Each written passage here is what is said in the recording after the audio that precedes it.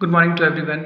मेरा नाम प्रतीक है और अभी आप मुझे मेरे चैनल पे देख रहे हैं, लेकिन यह जो पूरी बात मैं आपसे कहने चाह रहा हूँ, मुझे मुश्किल से 10 मिनट दीजिए, 5 मिनट 10 मिनट।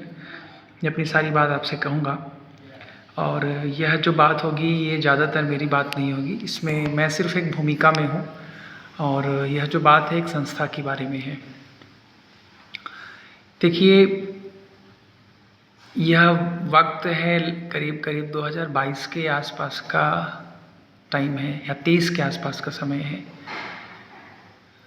मुझे अगर याद आ रहा है तो अप्रैल मंथ में, मैं रायपुर में रहता हूँ, मेरा नाम प्रतीक है और मैं जिस संस्था की बात करने जा रहा हूँ थोड़ी देर में आपको पता चल जाएगा। अप्रैल के मंथ के आसपास में हम लोगों ने, मतलब मैंने स्पेसिफिकली नौकरी की तलाश में, चूँकि मैं सिविल एस्पिरेंट रहा हूँ, तो यूपीएससी की तैयारी करते करते फिर हम लोगों ने, हमारे साथ और भी 2-3-4 दोस्त थे, सब लोगों ने ट्राई किया। किसी का कहीं हुआ, किसी का कहीं नहीं हुआ, तो मैं सीधे पहुंचा युवा। अब आपको समझ में आएगा कि मैं किसकी बात कह रहा हूँ। युवा एक ऐसी संस्था है जिसका नाम है यूथ वॉलंटरी एक्शन, जो बच्चों को पढ़ाई लिखाई, career, cultural activity, personality development, उन सब में बच्चों को हेल्प करती है वो। और वह संस्था अभी ऐसा नहीं है कि मतलब 2-4 साल पहले बनी हो। इस संस्था को बने ही करीब 20-25 साल हो गए हैं, क्योंकि एक इंसान जिनका नाम हम लोग बड़ी अदब के साथ लेते हैं, बड़ी सम्मान के साथ लेते हैं, क्योंकि इस कलयुग में जब हम ये देखते हैं कि लोग अपने लिए खूब सोचते हैं, फैमिली है, वो भी मैरिड है, उनकी भी फैमिली है, उनके भी बच्चे हैं, मैडम हैं, लेकिन फिर भी जो उनका हृदय है, जो उनकी आत्मा है, वो रायपुर वालों के लिए बहुत धड़कती है। क्यों? वो हमेशा चिंतित रहते हैं कि रायपुर का ग्रोथ कब होगा। अच्छा, ग्रोथ उनके हिसाब से डेफिनेशन क्या है ग्रोथ की? नौकरी पाना मात्र ग्रोथ नहीं है। ग्रोथ है समाज में सुधार लाना, ग्रोथ है नौकरी करना, ग्रोथ है नौकरी पाना, ग्रोथ है थोड़े बहुत पैसे कमाना, ग्रोथ है समाज की सेवा करना। और सबसे बड़ी चीज़ क्या है कि जब तक हम नहीं पढ़ेंगे, जब तक हमें एजुकेशन नहीं मिलेगी, जब तक हम शिक्षित नहीं होंगे, तब तक हम कैसे आगे ग्रोथ कर पाएंगे। तो शायद यही सपना लेके, चूँकि वो रहने वाले हैं, देखिए मुझे भी बहुत जानकारी नहीं है, लेकिन जो मेरी समझ है या मैंने कहीं सुना होगा, वो झारखंड के इलाके से आते हैं। अब आप सोच के देखिए कि झारखंड में ही कोई इंसान झारखंड की रिसोर्स का यूज़ करके, रिसोर्स यूटिलाइजेशन करके, स्ट्रगल करके वह इनकम टैक्स ऑफिसर बनते हैं। इस समय तो बहुत बड़े पोस्ट पे हैं। उसके बाद में फिर रायपुर आना, रायपुर में काम करना, रायपुर में उनकी पोस्टिंग है, और फिर यहाँ के लोगों के लिए सपना देखना। जब उनके पास कुछ नहीं था तो वो खुद पढ़ाए, फिर उसके बाद में कुछ वॉलंटियर टीचर्स आए, फिर धीरे धीरे 2-4 पैसे इकट्ठे हुए, फिर उसके बाद में फिर कुछ बच्चों को उन्होंने पे भी किया। मैं भी जब 2023 में गया था पढ़ाने, तो मुझे भी सैलरी मिल रही थी, लेकिन बाकी संस्था में सैलरी मिलना और युवा में सैलरी मिलने में एक अंतर ये है कि युवा में आपको सुख बहुत मिलता है, क्योंकि आप अपनी कैटेगरी के लोगों से मिलते हैं। हम सब कौन से लोग हैं बताइए? हम लोग अंबानी लोग हैं क्या? हम लोग अडानी के लोग हैं क्या? हम लोग भी तो गरीब लोग हैं, हम लोग भी तो मध्यम परिवार से आने वाले लोग हैं, जहाँ हमने रोटी कपड़ा मकान के लिए भी संघर्ष देखा है, जहाँ हमने मोबाइल के लिए संघर्ष देखा है, इंटरनेट के लिए संघर्ष देखा है, जहाँ अब हम लोग ठीक है 2-4 पैसे कमा लेते हैं, मेहनत कर लेते हैं, नौकरी में हैं। मैं इसलिए अभी मैं चाहता था कि ये जो वीडियो बने वो मैं संस्था में आके बनाना चाहता था, क्योंकि स्पाइन में थोड़ी सी प्रॉब्लम है, न्यूरॉन्स की दिक्कत चल रही है, इसलिए मूव करना बहुत पॉसिबल नहीं हो रहा है, शायद इसीलिए मैं आ भी नहीं पा रहा हूँ।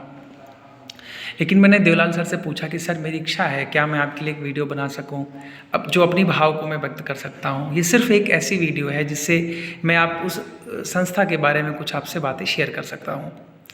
देखिए, जब इस संस्था की नींव पड़ी उस समय संसाधन नहीं थे हमारे पास, बिल्कुल संसाधन नहीं था। कोई किसी ने रेंट पे कुछ दे दिया हो या किसी ने कुछ संस्था कुछ भी, क्योंकि नौकरी तो थी सर के पास में, और भी जो थोड़े बहुत लोग इनसे जुड़ने चाहे मिले, तो उस बेस पे, उस बल पे ये अरेंजमेंट तो कर देते थे। लेकिन आपको भी पता होगा कि अरेंजमेंट कब तक चलेगा, कोई तो एक समय सीमा होगी। आखिर कोई भी आपके साथ जुड़ना चाहता है तो वो क्यों जुड़ना चाहेगा, उसको भी तो अपना फ़ायदा दिखता होगा। लेकिन फिर भी समाज में लोग हैं जो उन्होंने कहा कि मतलब नहीं सर हम आपकी सहायता करेंगे, हम आपके साथ जुड़ेंगे, तो वो आज भी जुड़े रहते हैं। एक सर हैं शायद एम्स रायपुर में, वो अभी वो पॉलिटी पढ़ाते हैं, तो वो तो कोई सेवा नहीं लेते हैं, क्योंकि हम लोगों के पास में ऑप्शन सिर्फ दो है। या तो हम जैसे मान लीजिए 4 पैसे हमारे पास हैं, अब 4 पैसे भी हमारे पास ऑप्शन भी तो है कि रूम का रेंट देना है, जो टीचर्स आ रहे हैं उनकी सैलरी देनी है, उसके बाद में जो रेंट है, जो इलेक्ट्रिसिटी है, जो बिल्स हैं, जो एक्सपेंडिचर्स है एडमिनिस्ट्रेशन का, ये सारी चीज़ें करनी है। लेकिन इसके बावजूद आप सोच के देखिए कि पिछले 20 वर्षों से एक इंसान, जैसे लोग कहते हैं ना कि अपने बेटे और बेटी को लोग इतना स्नेह प्रेम नहीं देते, उस इंसान ने या उस महानुभाव ने इस संस्था को संभाल के रखा है।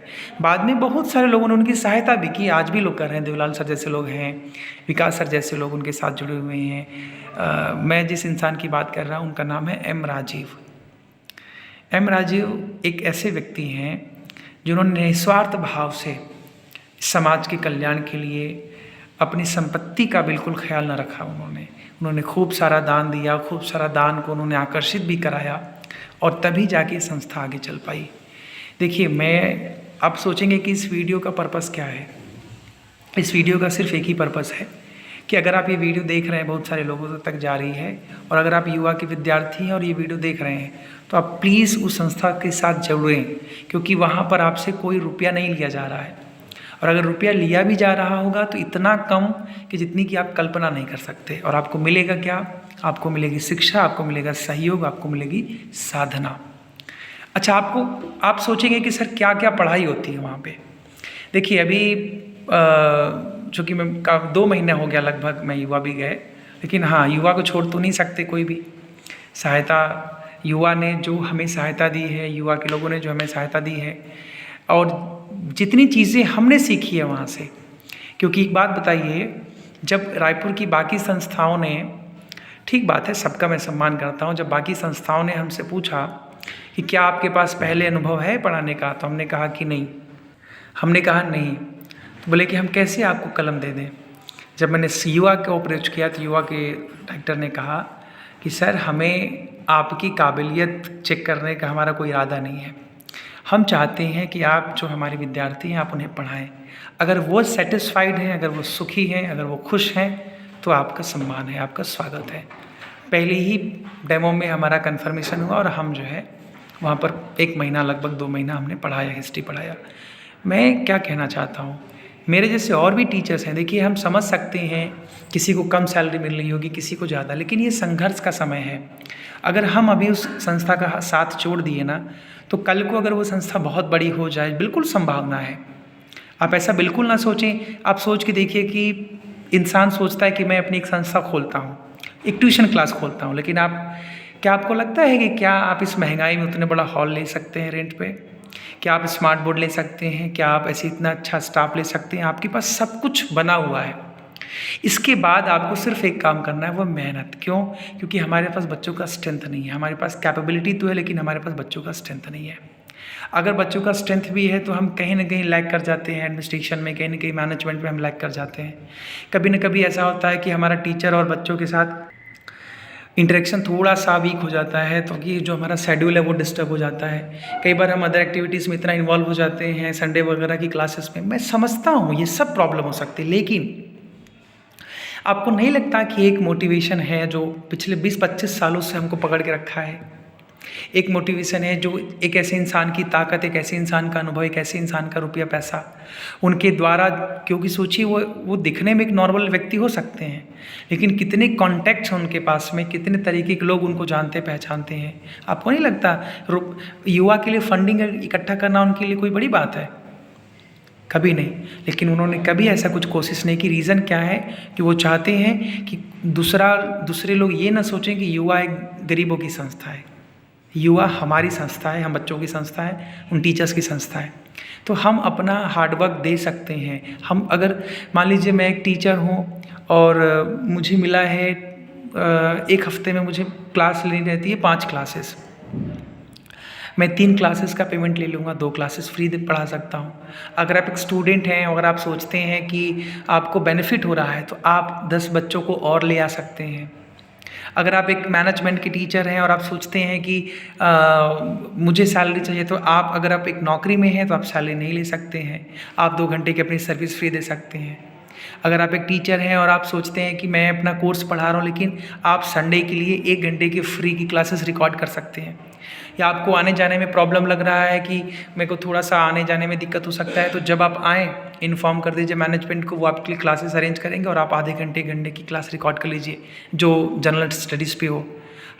मैं पिछले कई बार से मेरी कोशिश रही है, क्योंकि मैं एक लिमिटेड पीरियड के लिए जाता हूँ, मैं खुद अपनी एक प्रॉब्लम में फँसा हूँ, तो मैं कैसे, मतलब मैं सजेशन दे रहा हूँ लेकिन मैं खुद उसको अप्लाई नहीं कर पा रहा हूँ, मेरे को दुःख है। लेकिन ठीक है, कोई तो ऐसा होगा मेरे जैसा होगा, कोई तो ऐसा विद्यार्थी होगा जो इस मुसीबत में इस संस्था की सहायता कर सके।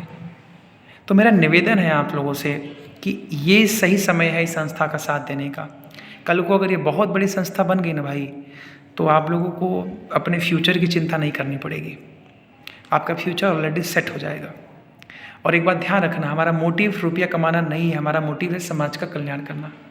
लेकिन समाज के कल्याण में आपकी ज़रूरतें पूरी नहीं होंगी ऐसा नहीं है, समाज के कल्याण में आपको रोटी कपड़ा मकान नहीं मिलेगा ऐसा नहीं है। समाज का कल्याण का भावार्थ होता है कि अडानी अंबानी बनने का सपना नहीं है, हम बनेंगे एक बेहतरीन संस्था जो कम से कम अपने लॉस से रिकवर हो। अभी आज का मैं आपको डेटा बताता हूँ, मान लीजिए कि अगर संस्था में 100 रुपये का कोई खर्च होता है, तो इस समय 50 रुपया हम बच्चों से रिसीव कर पा रहे हैं, या बाकी जो हमारे इनकम के सोर्सेस हैं, कोर्स हैं, बाकी चीज़ें, और 50 रुपये हम शुद्ध घाटा में हैं।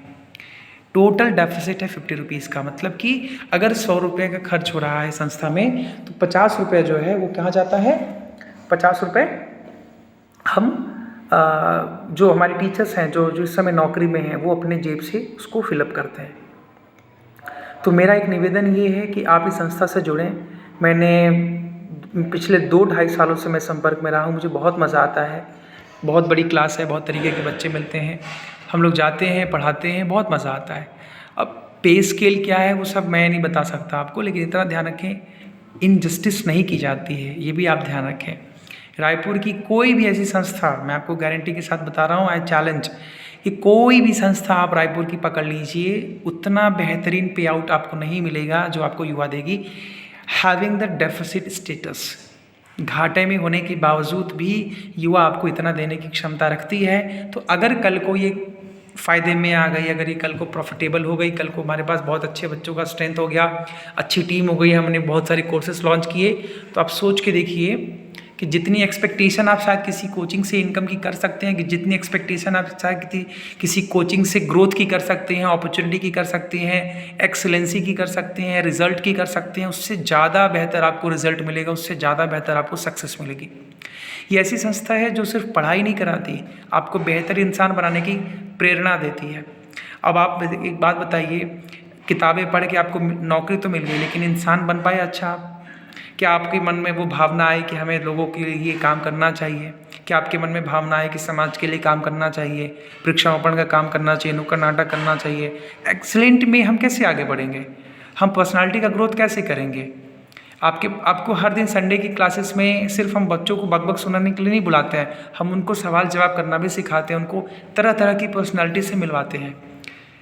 दुनिया तो नहीं, बहुत बड़ी, मतलब ऐसा गलत डेटा होगा, लेकिन रायपुर में फ़िलहाल ऐसी कोई संस्था तो नहीं मुझे दिखाई देती है कि जो डेली संडे क्लासेस में तरह तरह की पर्सनालिटीज़, रिचुअल से लेकर स्पिरिचुअल पर्सनालिटी से लेकर अलग अलग फील्ड के, कोई डॉक्टर साहब हैं, कोई कैंसर स्पेशलिस्ट हैं, कोई वाइस चांसलर हैं, कोई डांस में को राइटर हैं, और सिर्फ नॉर्मल लोगों की मैं बात नहीं कर रहा हूँ, बड़े लोगों की बात हो रही है। बड़े मतलब जिनका बहुत ओहदा है, जिनका बहुत बड़ा नाम है, ऐसे लोगों से आपको सीधे मुलाकात होती है, और ये सिर्फ हो पाता है क्योंकि युवा हमारी अभी भी ज़िंदा है। तो मेरे प्यारे विद्यार्थियों, शिक्षकों और मैनेजमेंट के सभी लोग, ये समय है, आप इसको समझें, आप काम करें। मुझे दुख है कि मैं ये वीडियो अपने मोबाइल में रिकॉर्ड करके सेंड कर रहा हूँ, लेकिन हाँ, बहुत जल्दी तबीयत ठीक हो जाएगी तो मैं मिलूँगा आप सबसे, और हम मिल के युवा को फिर से संभालेंगे, क्योंकि ये वक्त उनका साथ देने का है जिन्होंने कम से कम 25 साल बिना देखे समाज को बहुत कुछ दिया है। अपना ध्यान रखें, बहुत जल्दी मिलेंगे। जय हिंद, वंदे मातरम।